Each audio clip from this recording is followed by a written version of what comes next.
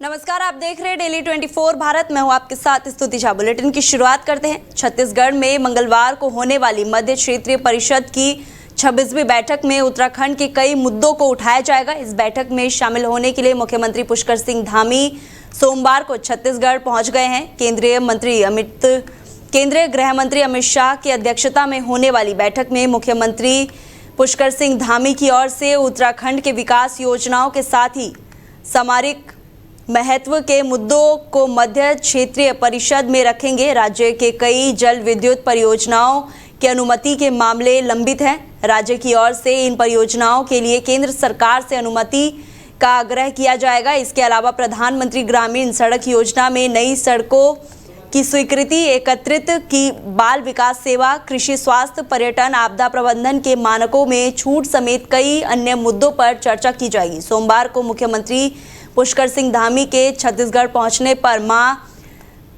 Danteshwari airport में BJP कार्यकर्ताओं ने उनका स्वागत किया। बैठक में प्रमुख सचिव आर.के. सुधांशु भी मौजूद रहे।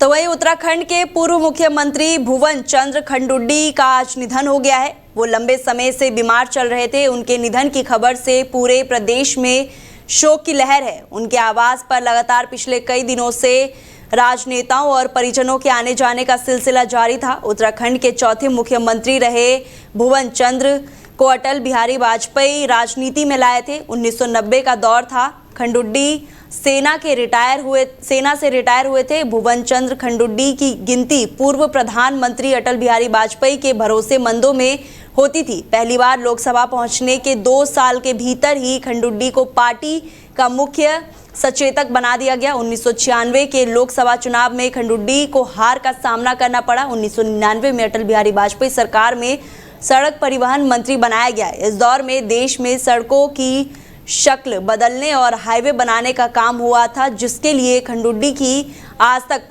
प्रशंसा होती है। कहा जाता है कि वाजपेयी का खंडुड्डी पर इतना भरोसा था कि उन्हें काम करने की पूरी आज़ादी मिली हुई थी। तो वहीं शक्ति फार्म निर्मल नगर में 68वें विधानसभा क्षेत्र के पूर्व विधायक नारायण पाल ने जनसंपर्क अभियान चलाकर क्षेत्रवासियों की समस्या सुनी। इस दौरान उन्होंने लोगों से मुलाकात कर उनकी परेशानियों को जाना और जल्द समाधान का भरोसा दिलाया।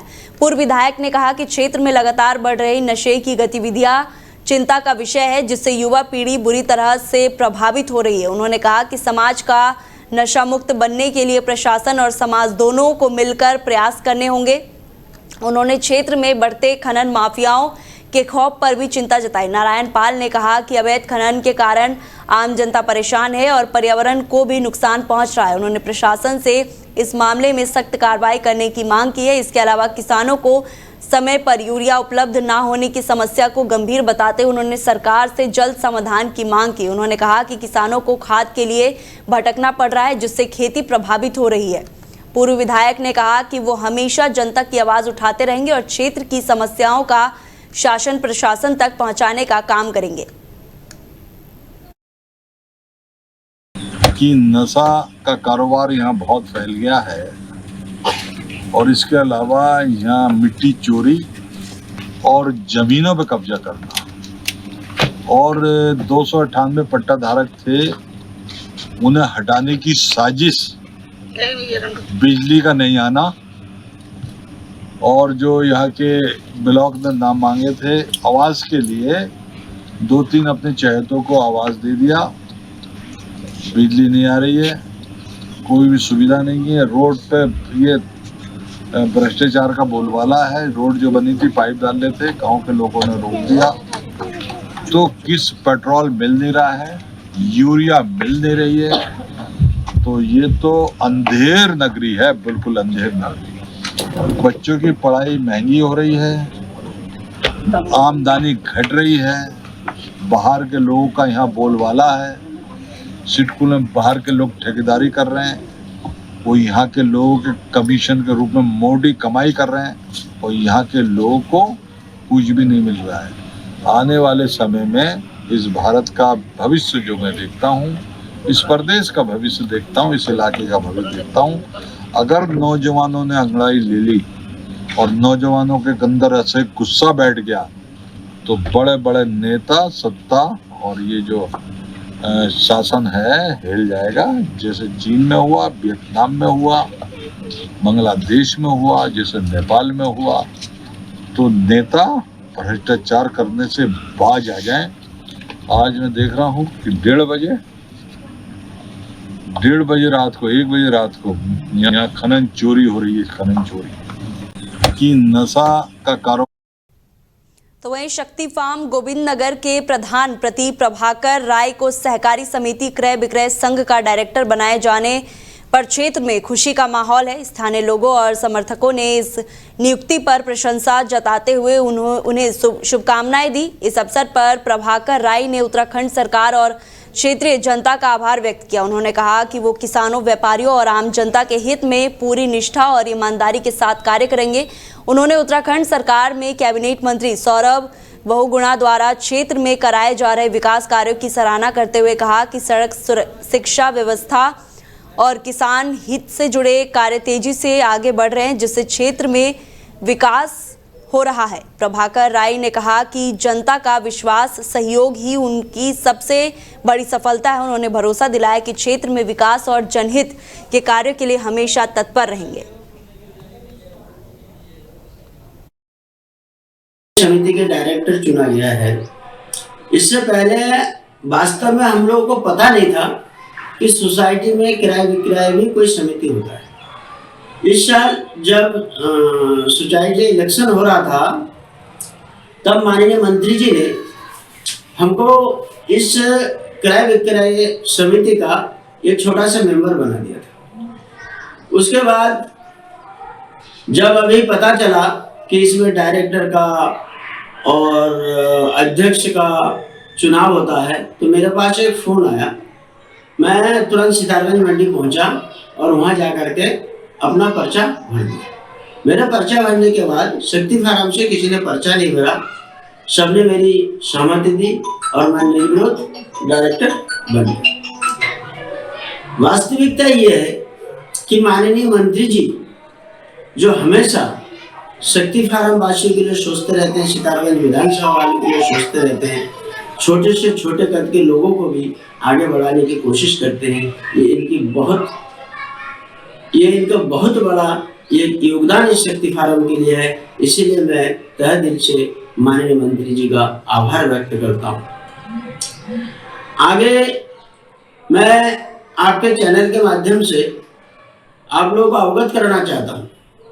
आज गोविंद नगर के ग्राम प्रधान श्रीमती साधना राय जो प्रधान बनी है, इनको भी प्रधान बनाने में हमारे माननीय मंत्री जी बड़े भाई सौरभ बहुगुणा का ही सबसे ज़्यादा श्रेय है। क्योंकि जब ये बीडीसी थी तब इन्होंने जो भी काम मांगा गोविंद नगर के लिए, इन्होंने कोई काम के लिए मना नहीं किया। इन्होंने भाई से काम मांग करके पूरे गोविंद नगर वासियों। तो वही मसूरी में देश में बढ़ती महंगाई, बेरोजगारी और केंद्र सरकार की नीतियों के विरोध में रविवार को कांग्रेस कार्यकर्ताओं ने मसूरी के पिक्चर पैलेस चौक पर जोरदार प्रदर्शन किया। इस दौरान कांग्रेस नेताओं और कार्यकर्ताओं ने केंद्र की बीजेपी सरकार के खिलाफ जमकर नारेबाजी करते हुए सरकार का पुतला दहन किया।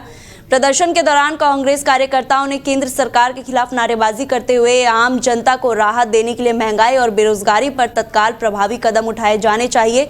प्रदर्शन के दौरान कांग्रेस कार्यकर्ताओं ने आरोप लगाया कि केंद्र सरकार की नीतियों के कारण आम जनता लगातार आर्थिक संकट का सामना कर रही है। उन्होंने कहा कि महंगाई लगातार बढ़ रही है, जिससे आम लोगों का जनजीवन प्रभावित हो रहा है, लेकिन सरकार जनता की समस्याओं की ओर ध्यान नहीं दे रही है। इस मौके पर शहर कांग्रेस अध्यक्ष अमित गुप्ता ने कहा कि आज देश की जनता महंगाई की मार से परेशान है, जबकि केंद्र सरकार केवल बड़े बड़े दावे करने में व्यस्त है। जनमत और जनता ने जो है अपना विरोध दर्ज कराया और वो विरोध भी मान्यवर का जो है महामहिम का पुतला दहन इसलिए हुआ क्योंकि महंगाई की मार इतनी चरम पर पहुंच चुकी है कि अब जनता असहाय हो चुकी है। बेरोजगारी इतनी चरम पर जा चुकी है, अब जनता असहाय हो चुकी है। स्वास्थ्य की सेवाएं चरमरा रही हैं, जनता असहाय हो चुकी है। खेत खलिहान का कृषक जो है वो अपनी जमीन में पैदा कर रहा है, लेकिन उसकी पैदावार को नरेंद्र मोदी जी ने जो है अमेरिका के लिए बाजार खोल के उसको बर्बाद करने का काम कर दिया है। ये नीतियां, उद्योग, छोटे छोटे उद्योग थे, उनमें हमारे नौजवान काम करते थे। आज ये देखिए, आज लगभग 6 लाख छोटे छोटे व्यवसाय, उद्योग बंद कर दिए गए। 10,000 करोड़ नौजवान जो है सड़कों पर आ चुका है। देखिए 2014 में एक जुमले के साथ भाजपा सरकार ने अपनी एंट्री करी कि अच्छे दिन आएंगे। अरे वो कहाँ है वो अच्छे दिन? आज तो 13 साल हो गए। इतने बुरे दिन आ गए हैं कि जब 2014 से पहले जरा सा सिलेंडर 50 रुपए में महंगा होता था, प्याज महंगी होती थी, तो यही भाजपा के नुमाइंदे और कार्यकर्ता सड़कों पर उतर जाते थे, हल्ला मचाते थे। आज 3 गुना महंगाई हो चुकी है। ये 5 स्टेट के सिर्फ चुनाव का इंतजार कर रहे थे। अगर इतनी वैश्विक महामारी आ रखी थी, कोई अंदाजा था आपको? तो 5 चुनाव के स्टेट को आप टालते। आप कहते कि वहाँ भी राष्ट्रपति शासन लगाएगा, अभी कोई खर्चा नहीं किया जाएगा। वहाँ आपने पूरा तंत्र लगाया, शासन प्रशासन का प्रयोग किया, सारे हेलीकॉप्टर दौड़ाए, बड़ी बड़ी जनसभाएं कही, तब महंगाई नहीं थी। जैसे ही चुनाव खत्म हुआ, असम के मुख्यमंत्री के जब शपथ ग्रहण समारोह होता है, वहाँ करोड़ों रुपए खर्च किए जाते हैं, तब महंगाई नहीं थी। लेकिन जैसे ही चुनाव खत्म, शपथ ग्रहण खत्म, महंगाई शुरू। और कौन झेल रहा है? जो चुनाव में इन्होंने पैसा खर्च किया, अब वो फिर जनता से वसूलेंगे। तो वही खटीमा में बढ़ती महंगाई, पेट्रोल डीजल और रसोई गैस के बढ़ते दामों, किसानों को खाद उपलब्ध न होने और आम जनता से जुड़े विभिन्न मुद्दों को लेकर आज खटीमा मुख्य चौराहे पर खटीमा विधायक भुवन कापड़ी के नेतृत्व में कांग्रेस कार्यकर्ताओं द्वारा विरोध प्रदर्शन करते हुए केंद्र सरकार का पुतला दहन किया गया। इस दौरान कांग्रेस कार्यकर्ताओं ने केंद्र सरकार के खिलाफ नारेबाजी करते हुए बढ़ती महंगाई के खिलाफ अपना आक्रोश व्यक्त किया। इस अवसर पर विधायक भुवन ने कहा कि आज महंगाई अपने चरम पर पहुंच चुकी है और इसका सीधा असर आम जनता की जेब पर पड़ रहा है। उन्होंने कहा कि एक समय ऐसा था कि जब पेट्रोल डीजल के दाम लगभग 55 से 60 रुपए के आसपास थे, गैस सिलेंडर लगभग 450 रुपए में उपलब्ध था और दैनिक उपयोग की वस्तुएं आम जनता तक पहुंच में थी। लेकिन आज परिस्थितियां पूरी तरह से बदल चुकी है। उन्होंने आरोप लगाया कि केंद्र सरकार महंगाई, गैस गंभीर मुद्दों पर मौन बनी हुई है। चल रहा और सारी जनता जानती थी कि चुनाव चल रहा है और भारतीय जनता पार्टी बेइंतहा पैसा खर्च कर रही है। और चुनाव खत्म ही गैस मुंह में कॉमर्शियल गैस लगभग 1000 रुपए, 5 किलो का सिलेंडर।